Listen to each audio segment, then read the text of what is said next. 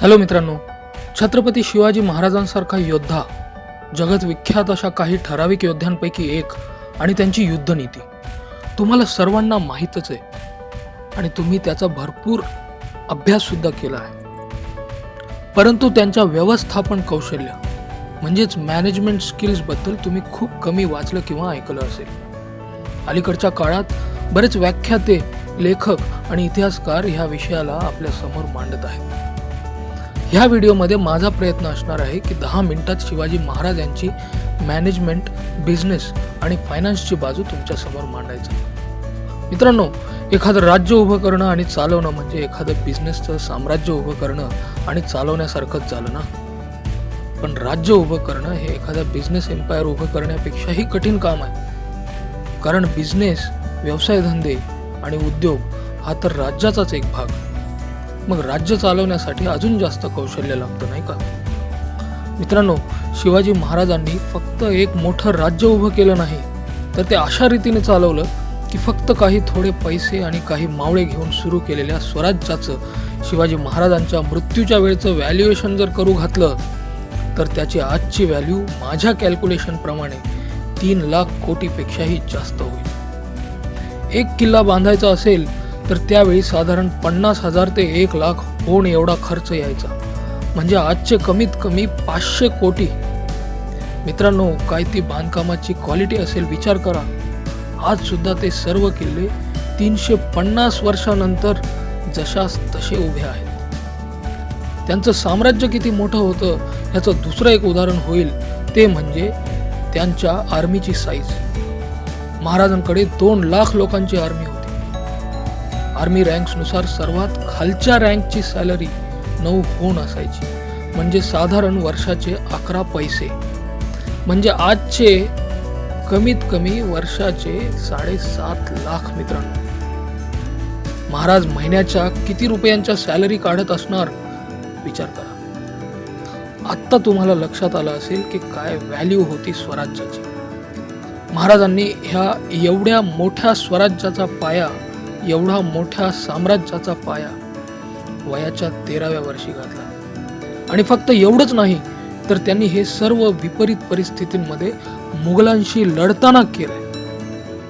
आणि अवघ्या 30 ते 35 वर्षात स्वराज्याला ज्या स्तरावर नेलं, विचार करा काय तो त्यांचा व्हिजन असेल आणि काय तो त्यांचा मिशन असेल, ज्यावर शिवाजी महाराज अविरत काम करत राहिले आणि आपल्या सर्वांसाठी स्वराज्याची स्थापना केली.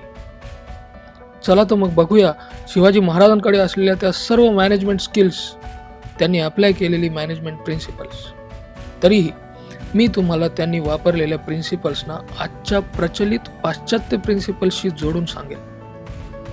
आणि मग तुम्ही ठरवायचं की आपल्याकडे एवढे सुंदर आणि देसी मॅनेजमेंट प्रिन्सिपल्स असताना त्या पाश्चात्य मॅनेजमेंट प्रिन्सिपल्सकडे बघायचं की महाराजांनी दाखवलेल्या मार्गावर चालायचं.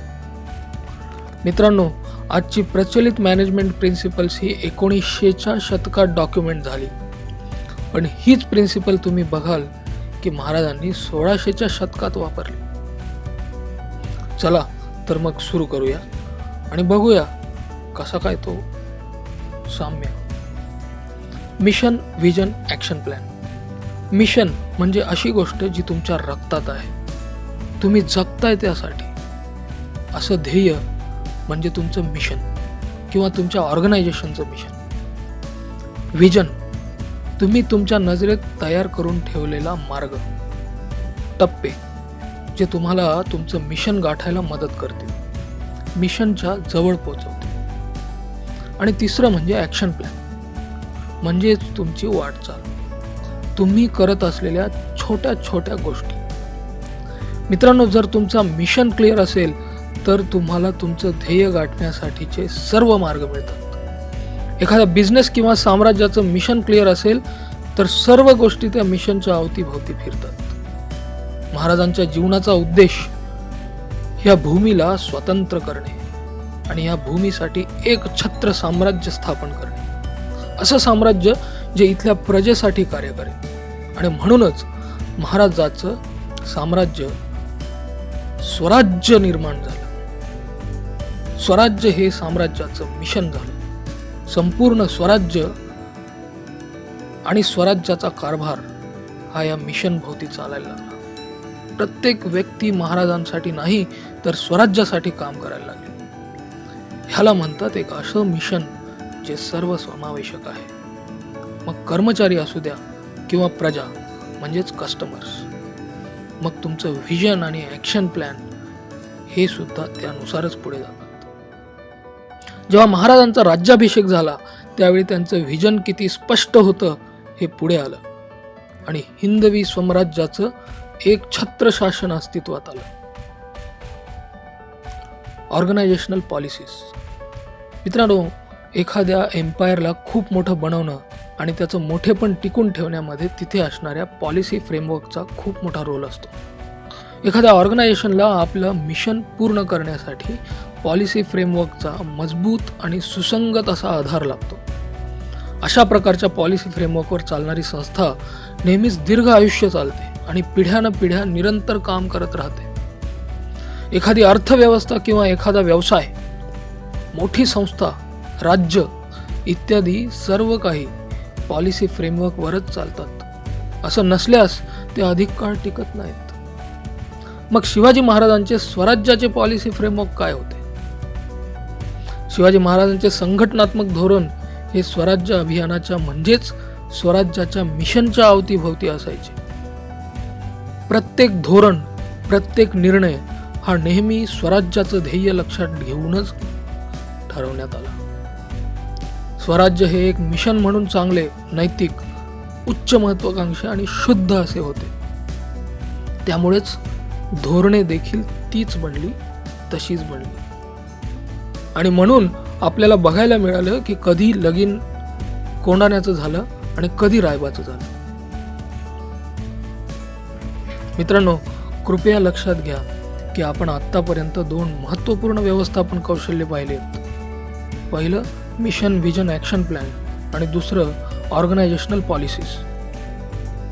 कृपया लक्षात ठेवा की एखादी संस्था स्थापन केली जात असताना या 2 गोष्टी सामान्यतः प्रमोटर्सच्या मनात लपलेल्या असतात. त्या त्वरित आणि स्पष्टपणे बाहेर येत नाहीत. संस्था वाढत असताना हळूहळू ते व्हिजिबल होतात. परंतु शिवाजी महाराजांच्या बाबतीत जेव्हा त्यांनी स्वराज्याची मूलभूत तत्त्वे ठरवली तेव्हाच त्यांची धोरणे स्पष्ट झाली होती आणि मग हळूहळू ती त्यांच्या कृतीतून दिसायला सुद्धा लागली. डिव्हिजन ऑफ वर्क म्हणजेच कामाचे विभाजन, आणि ते केल्याने उत्पादकता, कार्यक्षमता, अचूकता ह्या गोष्टी वाढतात आणि वेग सुद्धा वाढतो. ऑथॉरिटी अँड रिस्पॉन्सिबिलिटी म्हणजेच पॉवर आणि जबाबदारी. पॉवरमुळे मॅनेजमेंटचं काम सुलभ होतं आणि रिस्पॉन्सिबिलिटीमुळे त्या मॅनेजमेंटचं त्यांच्या कामाची जबाबदारी फिक्स होते. म्हणतात ना, विथ पॉवर कम्स रिस्पॉन्सिबिलिटी.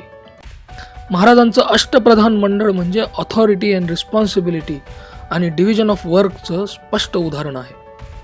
हे महाराजांनी 1600च्या शतकात सिद्ध केलं होतं. मित्रांनो, स्वराज्यात स्पष्ट डिव्हिजन ऑफ वर्क होतं आणि अष्टप्रधान मंडळाकडे स्पष्ट ऑथॉरिटी आणि स्पष्ट रिस्पॉन्सिबिलिटी सुद्धा होती. युनिटी ऑफ कमांड आणि unity of direction. Unity of command म्हणजे एकच बॉस. 2 असतील तर कॉन्फ्लिक्ट ऑफ इंटरेस्ट वाढतो, म्हणजेच संघर्ष वाढतो. आणि युनिटी ऑफ डिरेक्शन म्हणजे सर्वांचं उद्दिष्ट हे एकाच दिशेला असावं. असं असेल तर गोल्स अचीव करणं सोपं जातं. स्वराज्याच्या मूलभूत तत्वांमुळे युनिटी ऑफ डायरेक्शनचं ध्येय तर गाठलंच गेलं होतं. युनिटी ऑफ कमांडचं उदाहरण म्हणजे स्वराज्यात एक गोष्ट स्पष्ट होती, ती म्हणजे सेनापतींचा आदेश कुठे फायनल असेल किंवा अष्टप्रधान मंडळाचा आदेश कुठे फायनल असेल किंवा महाराजांचा आदेश कशा परिस्थितीमध्ये फायनल असेल. मित्रांनो, ही काही ठराविक मॅनेजमेंट प्रिन्सिपल्स घेऊन मी तुमच्या समोर मांडण्याचा प्रयत्न केला. अशा प्रकारे तुम्ही सर्वच्या सर्व मॅनेजमेंट प्रिन्सिपल्सच्या दृष्टिकोनातून जरी बघाल तर तुम्हाला दिसेल की एकही मॅनेजमेंट प्रिन्सिपल नाही आहे जो महाराजांनी इम्प्लिमेंट केला नव्हता स्वराज्यामध्ये, जो तुम्हाला बघायला नाही मिळणार.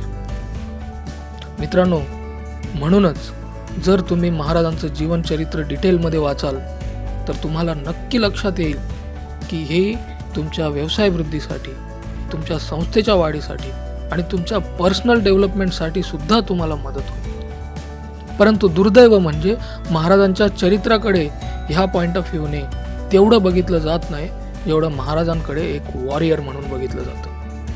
मित्रांनो, एक ग्रेट वॉरियर तर होतेच, त्याशिवाय महाराज एक ग्रेट अर्थशास्त्री होते, एक ग्रेट व्यावसायिक होते, एक ग्रेट राजा होते आणि एक ग्रेट लीडर सुद्धा होते. महाराजांच्या लीडरशिप स्किल्सचं ॲनालिसिस आणि त्याचं इम्प्लिमेंटेशन जर तुम्हाला आणि मला जमलं तर आपण खरंच एक ग्रेट व्यक्ती बनण्याची ताकद ठेवतो. या व्हिडिओच्या डिस्क्रिप्शनमध्ये मी तुमच्यासाठी काही पुस्तकांच्या लिंक शेअर केल्या आहेत. ती तुम्ही वाचायलाच हवी, विकत घेऊन वाचायला हवी. जर महाराजांच्या जीवनाकडे बघण्याचा एक नवीन दृष्टिकोन तुम्ही तुमच्या मित्रांना आणि परिचितांना देऊ इच्छित असाल तर त्यांच्याशी हा व्हिडिओ शेअर करा. धन्यवाद मित्रांनो.